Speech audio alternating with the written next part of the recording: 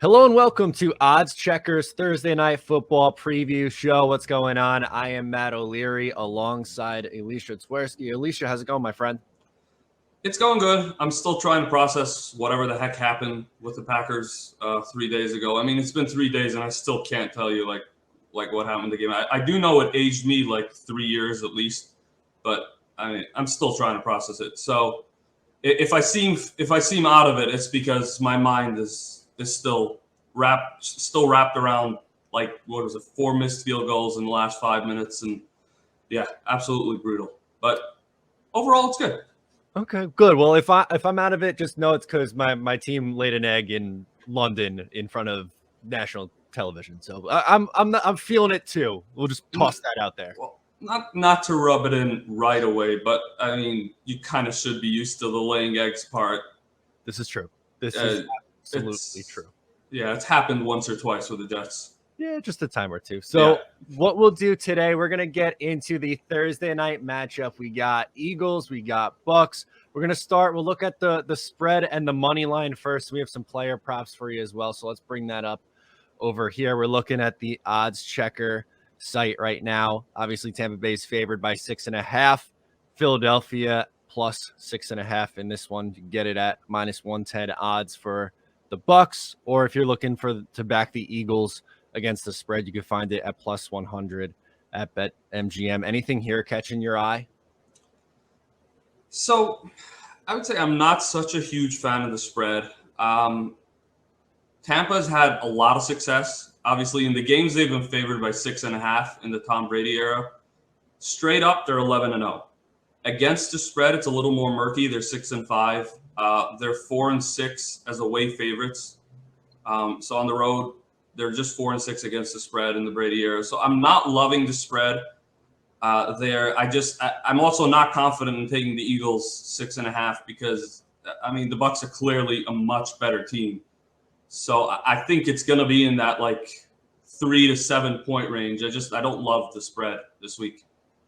See, I'm gonna differ slightly. I'm confident in Tampa Bay this week. Obviously they put up a big time performance against the Miami Dolphins, blew them out. And the Eagles are coming off this, great performance, defensively, at least getting Sam Darnold to turn the ball over 3 times. I just think when they face teams who have elite level offenses like the Cowboys or the Chiefs, they've really struggled and they've given up a ton of points. So I think this is a scenario where Tom Brady can carve them up a little bit and that Bucs offense can put up points. And I don't know if the Eagles have the kind of offense to keep this one close. So that's why I'm leaning more towards the Bucs winning by a touchdown. If this number was like 7.5, maybe I'm staying away from it, but I think it being right at 6.5 is like just enough on the cusp for me to feel confident enough in that pick. Yeah, and you could get Bucks -7 as you see there at plus 100. So if you're feeling confident in that, that's the play I would go with. I wouldn't touch the Eagles. It's not something I feel remotely comfortable touching. And I agree with you. When they faced these really powerhouse offenses, they've kind of pooped the bed. Absolutely. Let's try to keep it PG or PG-13. There we go. So looking at the money line, it's Bucks minus 278, Eagles plus 240. Don't imagine you're feeling an Eagles upset based on what you said in the first half. Oh, heck no. Last week, just if you consider the fact, like you said, their defense created 3 turnovers. They also had the block punt, and they still beat Carolina by 3. Sam Darnold had an absolutely terrible game, and they still only won by 3, and they barely won.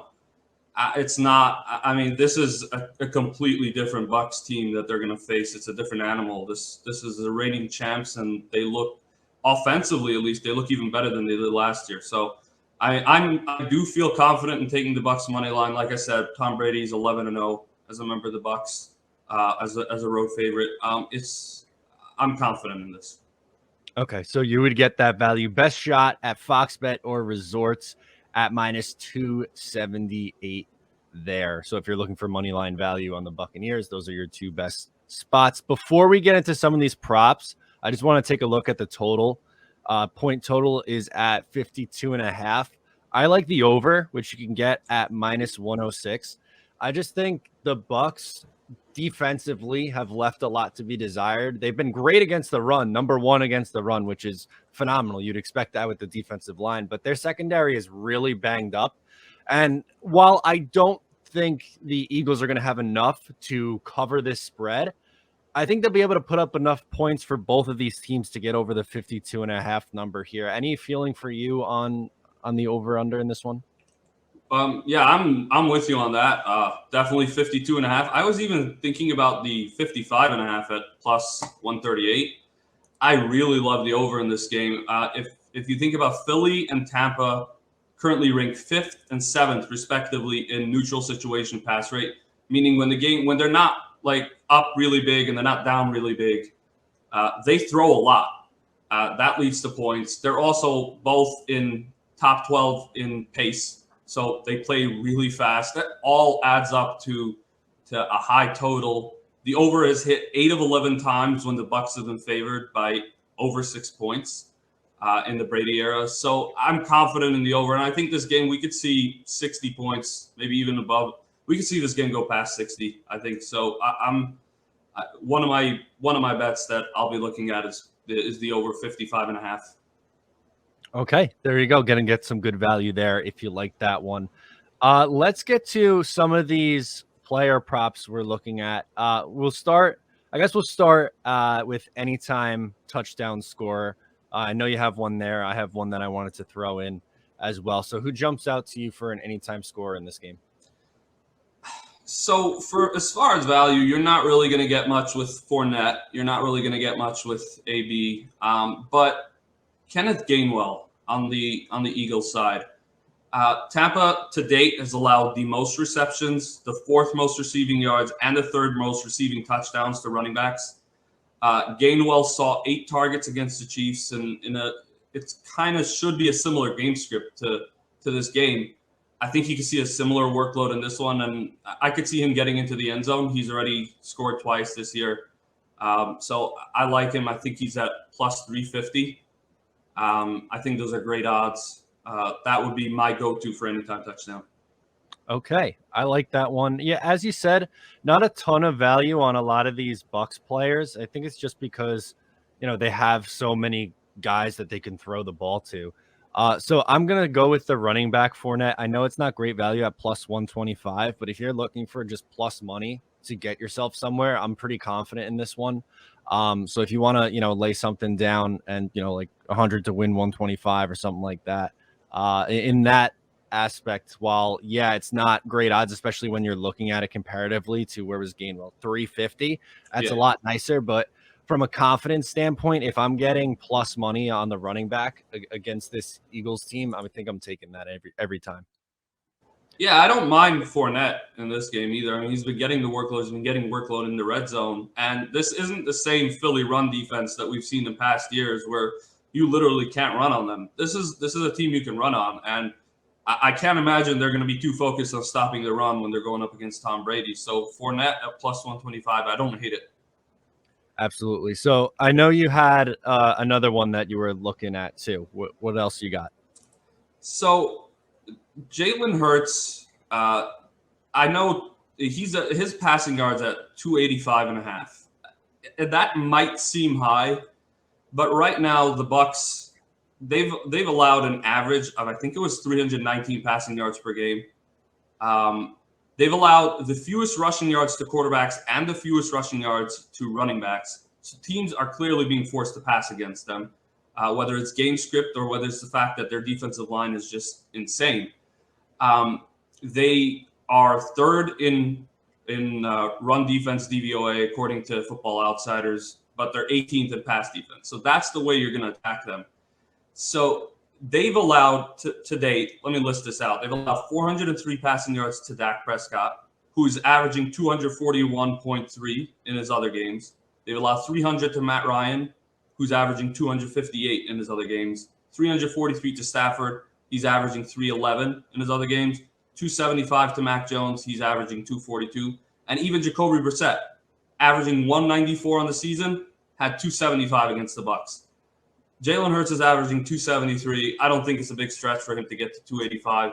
I don't think it's a big stretch for him to get to 300.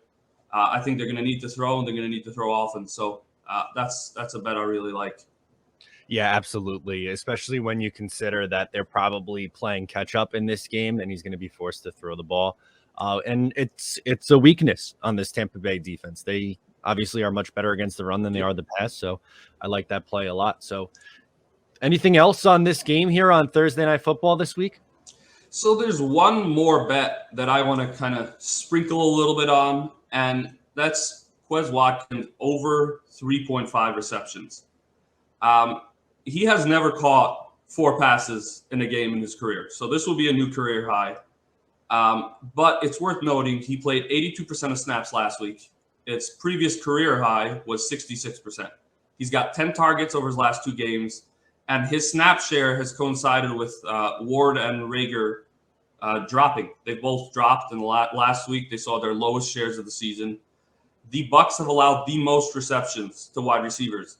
This is a bet. This is something I could see happening in the first half. Even clearly, he's starting to be favored by the coaching there in Philly. So I could see him getting 4 or 5. I could see him getting just racking up those receptions, and you could get that.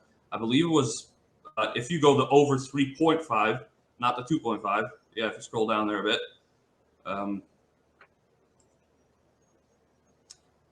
So there you go. At plus 145.